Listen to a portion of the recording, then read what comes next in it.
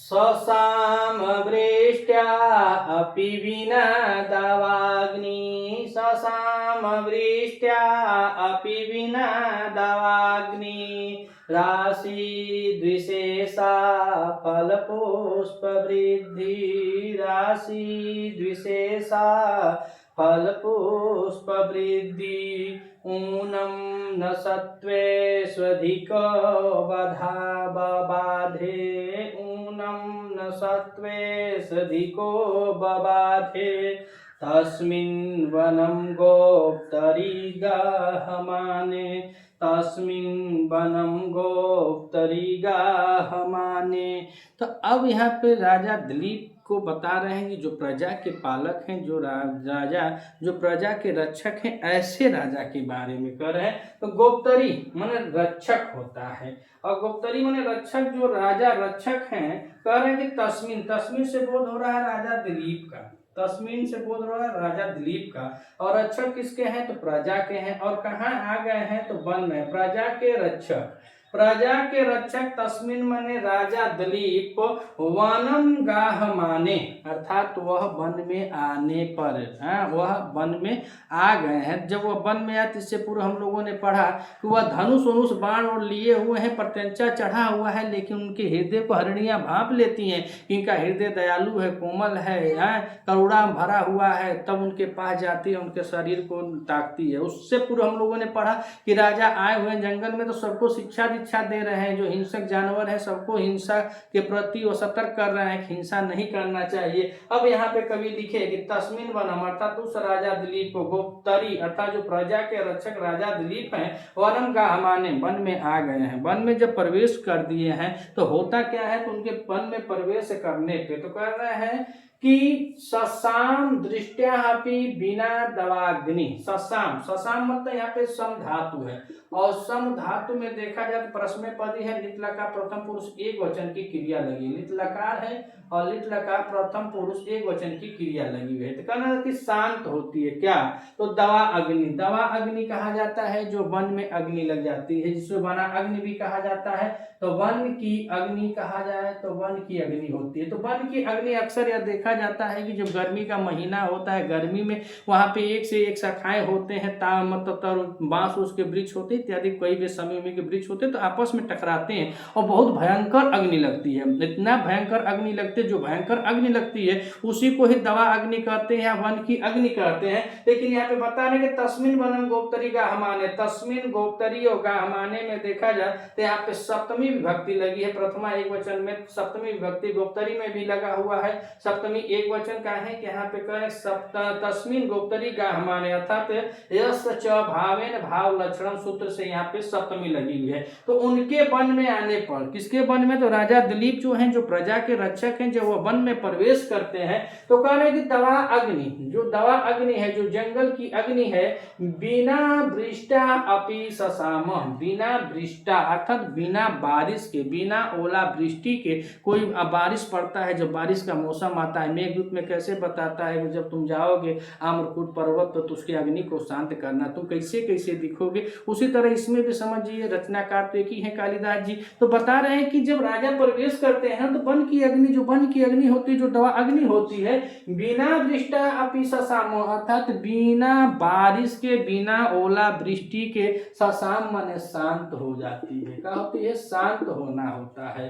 तो तस्मिन वनम गोप्तरी गाहमाने, अर्थात वह राजा जो प्रजा के रक्षक हैं, उनके वन में प्रवेश करने पर, प्रजा के रक्षक राजा दिलीप के वन में प्रवेश करने पे दवा अग्नि बिना वृष्टा अपि ससाम, अर्थात वह बिना अग्नि के, बिन जो अग्नि है, वन अग्नि है, बिना जल के, बिना ओला के, वह शांत हो जाती है। दूसरा विशेष बताए कि अब राजा प्रवेश किए तो और क्या हुआ?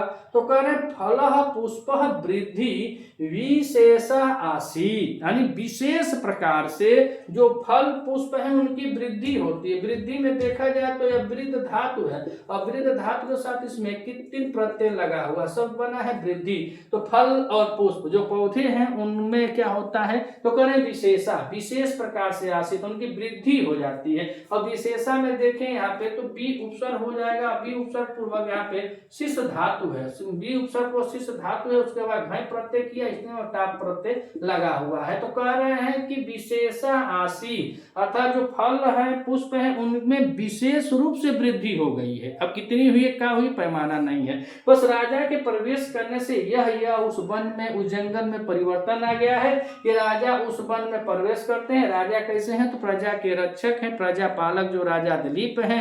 इसके पूर्व बताए कि यश ही जिनका धन है। निवर्त राजा जो अपने शास्त्र अपने अनुयायियों को त्याग चुके हैं, अपने समस्त जो उनके अनुयायी थे, अनुचर थे, उनको छोड़ चुके हैं, अपने दैता पत्नी को छोड़ चुके हैं। ऐसे राजा दिलीप जो गौ सेवा में आए हुए हैं, अब उनके वन में प्रवेश करने पे वन की अग्नि बिना ही ओलावृष्टि के, बिना ही बारिश के शांत हो जाती है और फल और पुष्प में अनेक प्रकार से, विशेष प्रकार से कहा, विशेष प्रकार से क्या हो गया है, उसमें वृद्धि हो गई है, उसमें विशेष प्रकार से वृद्धि हो गई है। और तीसरी लाइन बताए ऊनम न सत्वेश अधिको बबाधे, अधिको सत्वेश जो शक्तिशाली हैं, जो पावरफुल हैं, जिनके अंदर पराक्रम है, वह ऐसे लोग, अधिको माने यहाँ पे प्रबल है, प्रबल जो शक्तिशाली लोग हैं, तो उन लोगों के द्वारा, ऊनम माने दुर्बल, ऊनम माने यहाँ पे दुर्बल, दुर्बलों को न बबाधे, करें न बबाधे, यहाँ पे न बबाधे मतलब रोका नहीं जाता है। यहाँ पे लिट लकार में दिया, लिट लकार है और लिट लकार में प्रथम पुरुष एक वचन की क्रिया लगी है, बबाधे मतलब उनको रोका नहीं जाता है, कोई रोक टोक नहीं है। जो बलवान है वह किसी निर्बल जीव को नहीं सता रहे हैं, क्या है, राजा के प्रवेश करने से। तो यहाँ पे कहें सत्वेश अधिको, सत्वेश अधिको में देखिए जो प्रबल है, जंगल में कौन प्रबल है, तो शेर है, हाँ शेर है, चीता है, बहुत प्रबल है और बहुत प्रबल है। तो वहां पे जो जीव जंतु, बलवान जीव जंतु हैं, वह क्या कर रहे हैं, तो कह निर्बल। तो प्रबल से हम ले लें यहाँ पे हिंसक जानवर, जैसे शेर हो जाएगा, चीता हो जाएगा, भालू हो जाएगा इत्यादि। ऐसे सत्वेश अधिको जो अधिक हैं, जो प्रबल हैं, जो शक्तिशाली हैं, ऊन माने दुर्बल। पहले तो हम हिरण को ही ले लेंगे, बेचारे हिरण है, हरिणी है, हमेशा भयभीत रहते हैं। ऐसे दुर्बल जानवरों को न बबाधे, नहीं सताते हैं। तस्मिन वनम गोप्तरी गाहमाने, अर्थात वो प्रजा के रक्षक राजा दिलीप के वन में जाने पर ऐसा ऐसा सब वहां पे हो रहा है। यह महाकवि कालिदास जी की रचना है। द्वितीय सर्गम को वाचन करना, नंदिनी वरदान है, उसका 12वां श्लोक है। तो एक एक श्लोकों का इसी तरह अभ्यास वीडियो हम प्रतिदिन इस चैनल पे अपलोड करते रहते हैं। अगर आपको अच्छी लगे तो अपने मित्रों को शेयर कीजिएगा और चैनल पे जुड़ना है तो चैनल को सब्सक्राइब कीजिए। कहें कि प्रश्न अब यहीं से बनेंगे, जैसे अब अबाधे में पूछ दिया कौन लकार है, कौन विभक्ति है, तो इसमें आप लिट लकार है, प्रथम पुरुष एक वचन है, ऐसे ही बनेगा। तस्मिन वनम गोप्तरी में, गोप्तरी शब्द का अर्थ क्या होगा, तो यह रक्षक होता है। और गाह माने पहुंचे, तो यहाँ पे कह रहे गाह माने पहुंचे, यहाँ पे कौन सा है, तो सप्तमी से आप विभक्ति पढ़े हुए, सप्तमी लगी हुई है। और शुद्ध पूछेगा तो यश च भावेन भाव, यश चन भावेन भाव लक्षणम से यहाँ पे हो जाएगा। और इसके बाद क्रियापद तो ससाम। तो एक बार और देख लेते हैं, तस्मिन वनम गोप्तरी, गोप्तरी गाह मानम, अर्थात राजा के वन में पहुंचने पर दवा अग्नि बिना जल के शांत हो जाती है और फल पुष्प में विशेष प्रकार से वृद्धि होने लगती है। और जो बलवान होते हैं, जो शक्तिशाली होते हैं, वह निर्बलों को नहीं सताते हैं। इस प्रकार से इस श्लोक में बताया गया है। अगर आप इस चैनल पर नए हैं तो चैनल को सब्सक्राइब कीजिएगा। वीडियो अगर आपको अच्छी लगी तब अपने मित्रों तक शेयर कीजिएगा। मिलते हैं अगले वीडियो में, तब तक के लिए नमः संस्कृत।